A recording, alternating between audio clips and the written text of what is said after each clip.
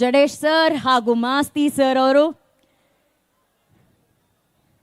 ಯಾವುದೇ ಚಿತ್ರ ಆಗಲಿ ಅದಕ್ಕೆ ಮೂಲ ಬಂದು ಕಥೆ ಆಗಿರುತ್ತೆ, ಸ್ಟೋರಿ ಆಗಿರುತ್ತೆ. ಆ ಕಥೆನ ಕೊಟ್ಟಂತಹ ಜಡೇಶ್ ಸರ್ ಹಾಗೂ ಪ್ರತಿಯೊಬ್ಬ ಅಭಿಮಾನಿಯ ಬಾಯಲ್ಲೂ ಬರುವಂತಹ ಡೈಲಾಗ್ಗಳಿಗೆ ಕಾರಣಕರ್ತರಾದಂತಹ ಡೈಲಾಗ್ ರೈಟರ್ ಮಾಸ್ತಿ ಸರ್ ಅವರಿದ್ದಾರೆ.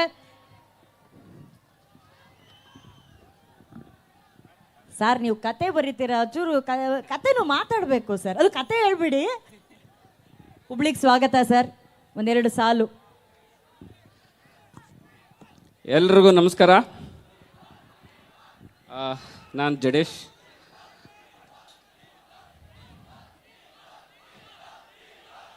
ಇನ್ನೊಂದು 10 ನಿಮಿಷದಲ್ಲಿ ಬರ್ತಾರೆ ಸರ್, ಆಲ್ರೆಡಿ ಇಲ್ಲಿದ್ದಾರೆ, ಬರ್ತಾರೆ.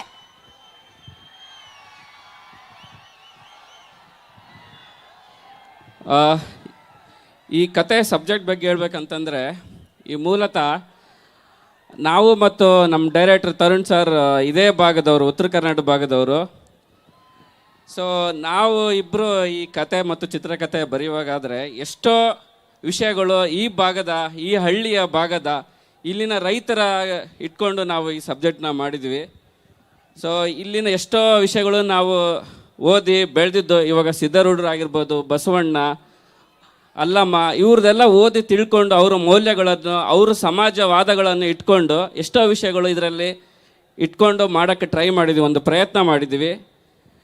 ಇದು ಒಂದು ಸಾರ್ವಕಾಲಿಕ ಸಬ್ಜೆಕ್ಟ್, ಅಂದರೆ ಎಷ್ಟೋ ವರ್ಷಗಳಲ್ಲೂ, ಇನ್ನೂ ಎಷ್ಟೋ ವರ್ಷ ಆದರೂ ಇದು ಮಾಗದ ಸಬ್ಜೆಕ್ಟ್. ಇದು ಯಾವ ಕಾಲಕ್ಕೂ ಈ ಕತೆ ಹಾಗೇ ಉಳಿಯುತ್ತೆ. ಸೊ ಆ ಥರದ ಒಂದು ಸಬ್ಜೆಕ್ಟ್ ಇಟ್ಕೊಂಡು ಮಾಡಿದ್ವಿ.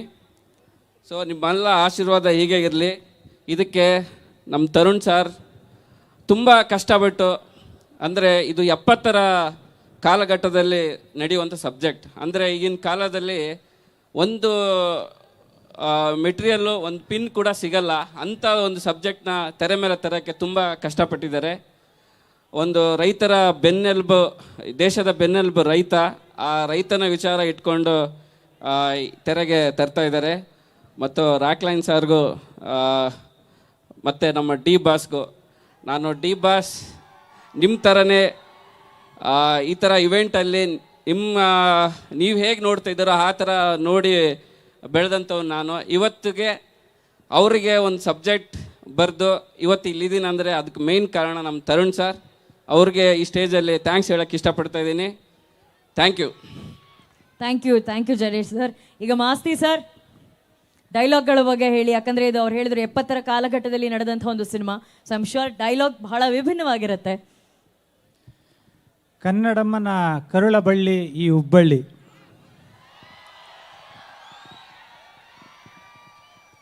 ಗೊತ್ತಿರೋ ಗಂಡಸರು ಎಲ್ಲ ಕಡೆ ಇರ್ತಾರೆ, ಆದರೆ ಗತ್ತಿರೋ ಗಂಡಸರು ಇಲ್ಲಿ ಮಾತ್ರ ಇರ್ತಾರೆ.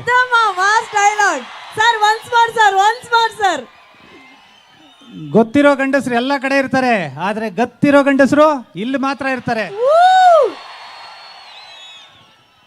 ಮಚ್ಚು 2 ದಫಾ ಕೆಂಪಗಾಗತ್ತೆ, ಒಂದು ಬೆಂಕಿಯಲ್ಲಿ ಬೆಂದಾಗ, ರಕ್ತದಲ್ಲಿ ನೆಂದಾಗ. ಎಲ್ರಿಗೂ ನಮಸ್ಕಾರ.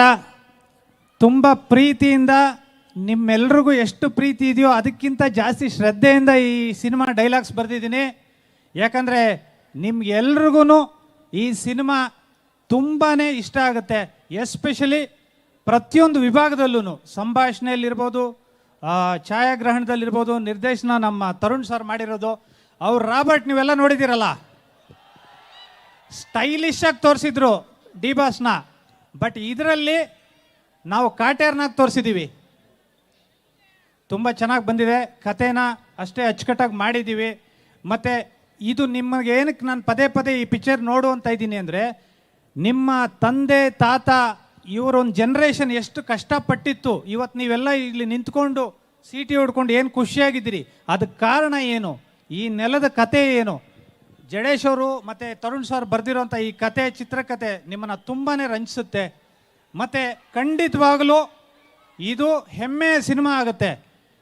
ಇವತ್ತಿನ ದಿನ ನಾವು ಪುಷ್ಪನ ಒಂದು ತೆಲುಗು ಸಿನಿಮಾ ಆಗಿದ್ರು ಅದು ನಮ್ಮ ಪ್ರೌಡ್ ಸಿನಿಮಾ ಅಂತ ನಾವು ಅವ್ರಿಗೆ ಏನು ಬೆಂತಟ್ತೀವಿ, ಅದಕ್ಕೂ ಮೀರಿದ ಒಂದು ಕಂಟೆಂಟ್ ಇದರಲ್ಲಿದೆ.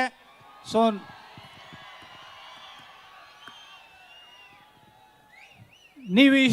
ನೀವು ಯಾವಾಗಲೂ ಡಿ ಬಾಸ್ ಅವ್ರನ್ನ ಚಿತ್ರದಲ್ಲೋ ಇಲ್ಲ ರಿಯಲ್ ಆಗೋ ನೋಡಿದಾಗ ಡಿ ಬಾಸ್ ಅಂತ ಮಾತ್ರ ಹೋಗ್ತೀರಾ.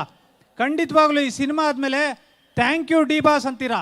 ಅಷ್ಟು ಚೆನ್ನಾಗಿದೆ ಕತೆ, ಚಿತ್ರಕಥೆ, ಸಂಭಾಷಣೆ. ಇನ್ನು ಕೆಲವೇ ಹೊತ್ತಲ್ಲಿ ಅಂದರೆ ಕೆಲವೇ ನಿಮಿಷಗಳಲ್ಲಿ ಟ್ರೈಲರ್ ಬರುತ್ತೆ.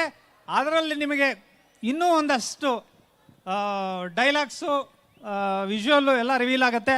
So thank you so much. ನೀವು ಇಷ್ಟು ಪ್ರೀತಿ ಒಂದು ಸಿನಿಮಾ ಕೊಡ್ತೀರಾ ಅಂದರೆ ನಾವು ನಿಮ್ಗೆ ಯಾವತ್ತೂ ಋಣಿಯಾಗಿರ್ತೀವಿ. Thank you so much. Thank you Masti sir, thank you Jadesh sir, thank you so much. ಬರಲಿ ಚಪ್ಪಾಳೆ ಜಡೇಶ್ ಸರ್ ಹಾಗೂ ಮಾಸ್ತಿ ಸರ್ಗೆ ಪ್ಲೀಸ್. ಏನ್ ಡೈಲಾಗ್ ಹೊಡ್ಬಿಟ್ರಪ್ಪ, ಗೊತ್ತಿರೋ ಗಂಡಸರು ಎಲ್ಲ ಕಡೆ